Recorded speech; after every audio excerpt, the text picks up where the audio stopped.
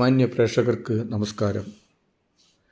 Everything happiness ചാനലിലേക്ക് നിങ്ങളേവരെയും സ്വാഗതം ചെയ്യുന്നു. സുഹൃത്തുക്കളെ, കേരളത്തിൽ നിന്ന് വിട്ട് കേരള മുഖ്യമന്ത്രി ആരാകണമെന്നുള്ള ചർച്ച ഇപ്പോൾ ഡൽഹിയിൽ ചൂടുപിടിക്കുകയാണ്. ഈ ചർച്ചയിൽ പൊതുജനങ്ങളും ഹൈക്കമാൻഡും KPCCയും ഘടകകക്ഷികളും എല്ലാവരും ശക്തയുക്തമായിട്ട് അവരവരുടെ വാദഗതികൾ ഉന്നയിച്ചുകൊണ്ട് ആരാകണം ഈ ചരിത്ര വിജയം നേടിയ ഈ UDF ഗവൺമെൻറ്റിൽ മുഖ്യമന്ത്രിയാകേണ്ടത് എന്നുള്ള ചർച്ചകളും ഫ്ലെക്സ് യുക്തങ്ങളും എല്ലാം പൊടിപൊടിക്കുകയാണ്.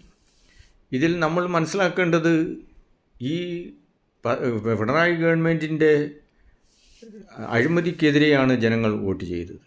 ഇതിൽ നല്ലൊരു പക്ഷവും ഈ ഇടതുപക്ഷ ഗവൺമെൻറ്റിൻ്റെ അഴിമതി തുടച്ചു നീക്കുവാൻ വേണ്ടി അല്ലെങ്കിൽ അഴിമതിയെപ്പറ്റി അന്വേഷിക്കുവാൻ വേണ്ടിയിട്ട് കൃത്യമായ നിലപാടെടുത്തിട്ടുള്ള നേതാവിനെ മുന്നിൽ കണ്ടിട്ടാണ് ഇവിടെ വോട്ട് ചെയ്തിട്ടുള്ളത്. അതിനാൽ ഈ ഇലക്ഷനിൽ, ഈ കേരള അസംബ്ലി ഇലക്ഷനിൽ മുന്നിൽ നിന്ന് നയിച്ചത് എല്ലാ നേതാക്കന്മാരും കൂടെ ഒരുമിച്ച് നിന്നാണെങ്കിലും മുന്നിലെ പേര് സതീശൻ്റെ തന്നെയാണ്. സതീശൻ്റെ പ്രത്യേകത എന്താണെന്ന് വെച്ച് കഴിഞ്ഞാൽ അദ്ദേഹം കൃത്യമായ മതേതരത്വ നിലപാടെടുത്തു. അതായത് ഇന്ത്യാസ് സെക്കുലർ പോളിസി, അതാണ് നമ്മുടെ ഭരണഘടന വിഭാവനം ചെയ്യുന്നത്. അതായത് ഹിന്ദു, ക്രിസ്ത്യൻ, മുസ്ലിം ഇങ്ങനെ ജാതീയ വർഗീയ തിരിവില്ലാതെ എല്ലാവർക്കും തുല്യ അവസരമുള്ള സെക്കുലറിസം ആണ് സതീശനെടുത്ത പോളിസി. അതിനാണ് ഇവിടെ വിജയം നേടിക്കണ്ടത്. അത് നമ്മൾ മുറുകെ പിടിക്കണം.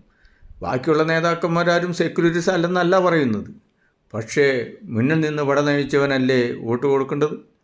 മുന്നിൽ നിന്ന് വട നയിച്ചവനല്ലേ ലീഡറായി, നേതാവായി, ചീഫ് മിനിസ്റ്റർ ആകേണ്ടത്? അതാണ് ഇവിടുത്തെ പൊതുജനങ്ങളുടെ കാഴ്ചപ്പാട്. അതോടൊപ്പം തന്നെ സതീശനെടുക്കുന്ന പോലെയുള്ള ഒരു ശക്തമായ നിലപാടെടുത്തുകൊണ്ട് മുൻകാല ഗവൺമെൻറ്റുകളുടെ കൊള്ളയുടെയും അഴിമതിയുടെയും തട്ടിപ്പിൻ്റെയും വെട്ടിപ്പിൻ്റെയും സ്വർണ്ണക്കൊള്ളയുടെയും ആചാര നിലപാടുകളുടെ മാറ്റമർച്ചകളെ പറ്റിയൊക്കെ അന്വേഷിക്കുവാൻ സതീശൻ തന്നെയാണ് ബെസ്റ്റ് എന്നാണ് എല്ലാവിധ പൊതുജനങ്ങളുടെയും ആളുകളുടെയും അഭിപ്രായം. ഇനി സതീശനല്ലാതെ ആരെയെങ്കിലും ആക്കിക്കഴിഞ്ഞു കഴിഞ്ഞാൽ ഉണ്ടാകുന്ന ദൂഷ്യവശം എന്നാന്ന് ചോദിച്ചു കഴിഞ്ഞാൽ പൊതുജനങ്ങളെതിരാകും. വരുന്ന ഇടക്കാല തിരഞ്ഞെടുപ്പിൽ നിഷ്കരുണം തോൽപ്പിക്കും.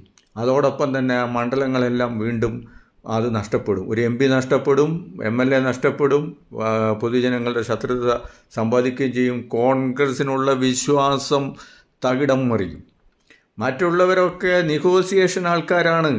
ഇവരെ മൂന്ന് പേരെയും കൂടി ഇരുത്തി അല്ലെങ്കിൽ വേറൊരാളെ സർവ്വസമ്മതനായ ഒരാളെ വേണമെങ്കിൽ ചീഫ് മിനിസ്റ്റർ ആക്കാം. കോൺഗ്രസ്സിൽ ചീഫ് മിനിസ്റ്ററിന് മാത്രം ഒരു ഏകാധിപത്യ പവറോ അല്ലെങ്കിൽ ഒരു ഛത്രപതി ഏകാധിപതിയായിട്ടുള്ള ഭരണമൊന്നും നടക്കുകയില്ല. അതിനൊരു കോർ ടീമിനെ എങ്ങനെയാണെങ്കിലും ഹൈക്കമാൻഡിൻ്റെ നിരീക്ഷണം ഉണ്ടാവും. സീനിയർ നേതാക്കന്മാർ ധാരാളമുണ്ട്. അതിനാൽ സുഹൃത്തുക്കളെ, ഈ കോൺഗ്രസ് ഹൈക്കമാൻഡും അല്ലെങ്കിൽ നിരീക്ഷകരും എല്ലാവരും കൂടി കേരളത്തിൽ കലാപമുണ്ടാക്കാതെ ഇത്രയും മജോറിറ്റിയായ ഒരു ഭൂരിപക്ഷം ഉണ്ടാക്കിയിട്ട് പൊതുജനങ്ങൾക്ക് സമ്മതമല്ലാത്ത ഒരു മുഖ്യമന്ത്രിയെ അടിച്ചേൽപ്പിച്ചു കഴിഞ്ഞാൽ ഇപ്പോൾ ഒരു സ്ഥാനമാനത്തിന് വേണ്ടിയിട്ട് അവനവനിസത്തിന് വേണ്ടിയാണ് ഇവർ ശ്രമിക്കുന്നത്. ഇവരൊരു ഞങ്ങളാരും കൂട്ടത്തിൽ നിൽക്കും വാക്ക് പറഞ്ഞത് മാറ്റി പറഞ്ഞുകൊണ്ട് അവർ സ്വന്തമായ അവനവനിസമാണ് ഇപ്പോൾ നോക്കുന്നത്.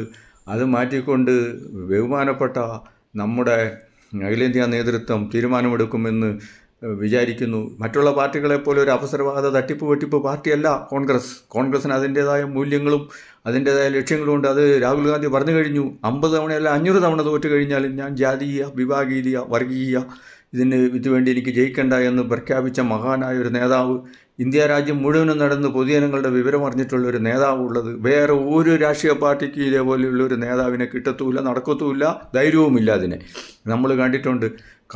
കള്ളവും കപടതയും മോഷണവും തട്ടിപ്പും വെട്ടിപ്പും അവനവിനുസവും അല്ലാണ്ടിട്ടുള്ള ഇവിടെ മാത്രമല്ല ലോകരാജ്യങ്ങളിലും ഒക്കെ ഇങ്ങനെയൊക്കെ തന്നെയാണ്. അപ്പോൾ ഇതിനൊക്കെ ഒരു മാറ്റമാക്കിക്കൊണ്ട് സത്യമേവ ജയത എന്നുള്ള കോൺഗ്രസ് പാർട്ടി ശക്തിയുക്തമായിട്ട് പൊതുജനങ്ങളുടെ ഇൻട്രസ്റ്റുകളും സെക്യുലറിസത്തിന് പ്രാധാന്യം കൊടുത്തുകൊണ്ട് ശക്തനായ നേതാവിനെ തന്നെ തീരുമാനിക്കും എന്ന് നമുക്ക് വിചാരിക്കാം. സുഹൃത്തുക്കളെ, നന്ദി, നമസ്കാരം.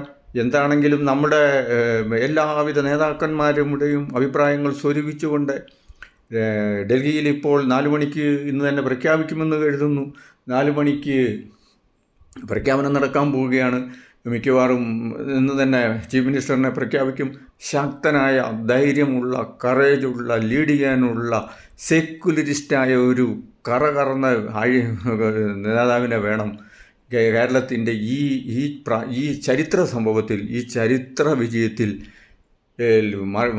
ഇടതുപക്ഷ പാർട്ടികളെയും സൂഡോ തട്ടിപ്പ് പാർട്ടികളെയും മതവീരന്മാരെയും മതത്തിൻ്റെ പേരും പറഞ്ഞിട്ടുള്ള വേറെ നേതാക്കന്മാരുണ്ട്. വേറെ ഒരു അണികളും ഇല്ലാത്ത കുറേ റിലീജിയസ് നേതാക്കന്മാർ മുകളിലിരുന്ന് കാട്ടുനിന്ന് നിന്ന് പാവങ്ങളെ ചൂഷണം ചെയ്യുന്നവരുണ്ട്. ഇവരെയൊക്കെ ഒതുക്കാൻ പറ്റിയ നേതാവ് തന്നെ വേണം. രാഹുൽ ഗാന്ധിക്കും അതേപോലെയുള്ള കോൺഗ്രസ് ഹൈക്കമാൻഡിനും അതാണ്. ശ്രീ വേണുഗോപാൽ ഹൈക്കമാൻഡിൻ്റെ പ്രതിനിധിയാണ്. ഞാൻ ചീഫ് മിനിസ്റ്ററിലേക്ക് വരുന്നില്ല എന്നൊക്കെ അദ്ദേഹം പറഞ്ഞു. അദ്ദേഹം നിലപാട് മാറ്റുന്നത് ശരിയല്ല. അദ്ദേഹം തോക്കും. ഇവിടെ മുഖ്യമന്ത്രിയെ വന്നു കഴിഞ്ഞാൽ കോൺഗ്രസിൻ്റെ അണികൾ തമ്മിൽ തല്ലി പിരിഞ്ഞു പോകും. അതോടൊപ്പം തന്നെ അദ്ദേഹം തോക്കും എന്നുള്ളത് 100% ഉറപ്പാണ്. ബൈ ഇലക്ഷനിൽ അദ്ദേഹത്തിന് എല്ലാവരും കൂടെ തോൽപ്പിക്കും. അതോടൊപ്പം തന്നെ ആ മണ്ഡലവും പോവും. കുതന്ത്രങ്ങളൊന്നും നടക്കുകയില്ല. അത് തന്നെ ഘടകകക്ഷികളുടെ അഭിപ്രായം വളരെ പ്രധാനമാണ്. അക്കാര്യത്തിൽ മുസ്ലിം ലീഗിൻ്റെ സ്റ്റേണായിട്ടുള്ള അവരുടെ വർത്തമാനവും അവരുടെ പ്രവർത്തനവും വളരെ ശ്ലാഘനീയമാണ്.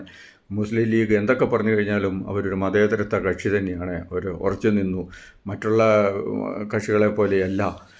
ഈ ഇന്ത്യ രാജ്യം എത്രയോ വർഷങ്ങൾ, നൂറ്റാണ്ടുകൾ മുസ്ലിം ലീഗ് ഭരിച്ചിട്ടും ഒരു ഹിന്ദു ഇവിടുന്ന് മാറിയില്ല. ഹിന്ദുക്കളെ സംരക്ഷിക്കുകയും ചെയ്തിട്ടുള്ള ആ ചരിത്രമൊക്കെ നമുക്കറിയാം.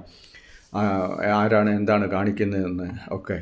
സുഹൃത്തുക്കളെ, ഇത് അനുസരിച്ച് നല്ലൊരു തീരുമാനം സീനിയർ നേതാക്കളും എല്ലാവരും കൂടി കേരളത്തിന് ഗുണകരമായിട്ട് ഉണ്ടാകട്ടെ.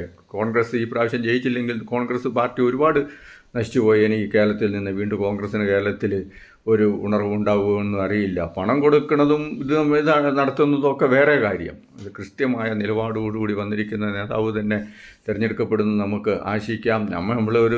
ഞാനൊരു പ്രത്യേക പാർട്ടിക്കാരനൊന്നും അല്ല. M A professionalist man and പൊതുജനങ്ങളുടെ ഈ ഒരു പേപ്പർ ഇതൊക്കെ വെച്ചിട്ടുള്ള പൊതു താല്പര്യത്തിൻ്റെ പേരിലാണ് ഞാൻ പറയുന്നത്. ഉമ്മൻചാണ്ടിയെ പോലെയുള്ള മനോഹരമായിട്ടുള്ള നേതാക്കന്മാരുള്ള നാടാണിത്. നന്ദി, നമസ്കാരം സുഹൃത്തുക്കളെ. Thank you very much. Please like, comment, share and forward. Thank you. Out. നന്ദി സുഹൃത്തുക്കളെ. I am captain grand master Shaji Mathew. Please like, comment and share. Thank U.